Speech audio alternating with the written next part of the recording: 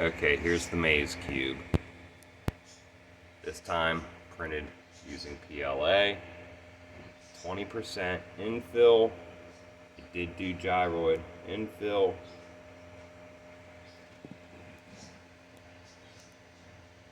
I say Melvin should put this design on the top surface as well. But here we have Ender 3.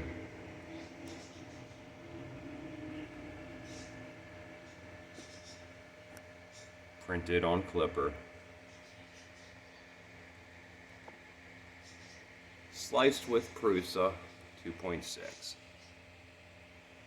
Printed using Polymaker's PLA. Right there it is. Poly Light PLA.